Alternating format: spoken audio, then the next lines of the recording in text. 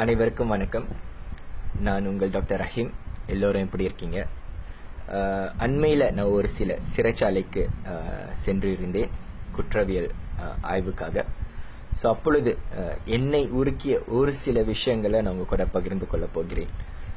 அதாவது நான் இந்த ஒரு சிறைச்சாலைக்கு போகும்பொழுது, இந்த ஜெயிலுக்கு போகும்பொழுது நான் ஒரு இந்திய நபரை சந்தித்தேன்.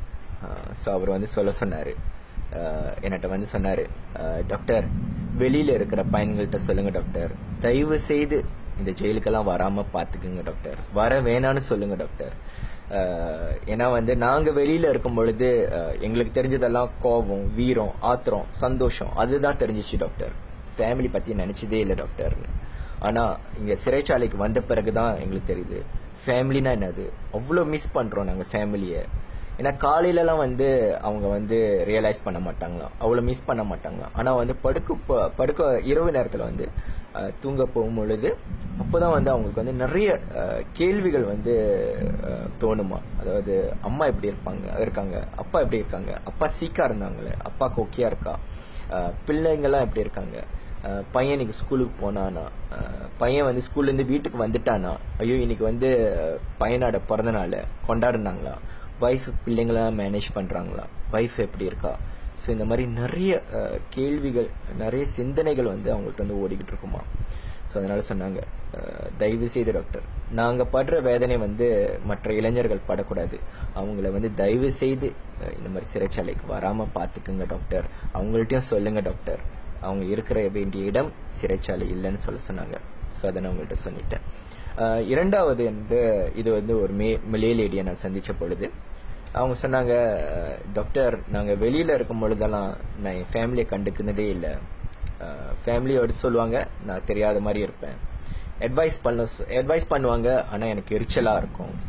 ஆனால் இப்பொழுது வந்து நான் என்னுடைய ஃபேமிலி வந்து ரொம்பவே மிஸ் பண்ணுறேன். ஃபேமிலி தான் வந்து எனக்கு ரொம்பவே சப்போர்ட்டிங்காக இருக்காங்க. ஒரு விஷயம் சொன்னாங்க, ரொம்ப சேட்டாக இருந்துச்சு, ரொம்ப டச்சிங்காக இருந்துச்சு. அதாவது கைதிங்களுக்கெல்லாம் வந்து அவங்களுக்குன்னு ஒரு யூனிஃபார்ம் இருக்கும், ஒரு கலர் கோட்ல வந்து யூனிஃபார்ம் இருக்கும். சிலருக்கு வந்து ரெட், சிலருக்கு வந்து கிரீன், ப்ளூ, இந்த மாதிரி மாறிக்கிட்டு இருக்கும் அந்த பீரியட்டுக்கு தகுந்த படி.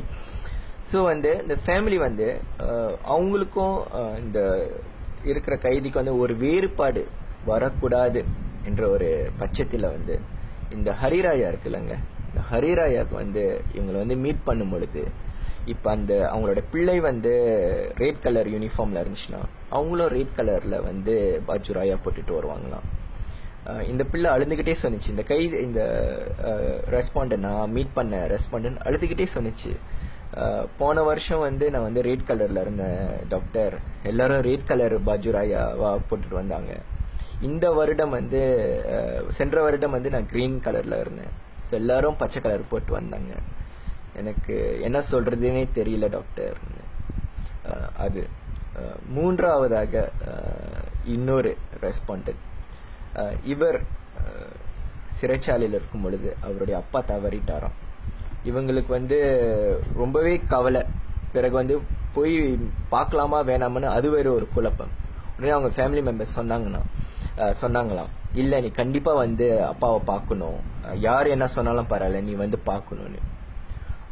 அது வரைக்கும் அழுவாமல் சொல்லிக்கிட்டு இருந்தாங்க. அப்புறம் வந்து சொன்னாங்க, நான் வந்து ஃபெல்டாக்கு போனேன், அப்பாவோட வேன் ஜனாசா இருக்கு, பக்கத்தில் வந்து என்னுடைய வேன் பஞ்சாரா இருக்கு டாக்டர். சொல்லிக்கிட்டே சொல்லும்போது அவங்களோட கண்ணில் அவ்வளோ தண்ணி ஊற்றுது, ரொம்பவே கவலையாக இருந்துச்சு. அவங்க சொன்னாங்க, இந்த மாதிரி சூழ்நிலை வந்து யாருக்கும் ஏற்படக்கூடாது, அப்பா வேன் ஜனாசா பக்கத்தில் என்னோட பஞ்சாரா வேன், என்னால் ஒன்றுமே செய்ய முடியல டாக்டர். நேர்களே, நண்பர்களே, என்ன இருந்தாலும் நமக்கு ஃபேமிலி தான் முக்கியம். ஃபேமிலி தான் நம்மளை பத்திரமா பார்த்துக்குவாங்க. அவங்களுக்காக நம்ம இந்த தீய செயலெல்லாம் ஒதுக்கி நம்ம நல்லா இருப்போம். சிறைச்சாலை வந்து நம்முடைய இடம் அல்ல, நம்ம தான் மாற்றத்தை உண்டாக்க வேண்டும். நான் ஷேர் பண்ணது உங்களுக்கு ஒரு சிலருக்கு வந்து ஒரு அவேர்னஸ் கொடுக்கணும்னு நான் நினைக்கிறேன். மற்ற வீடியோவில் நான் சந்திக்கிறேன். நன்றி, வணக்கம்.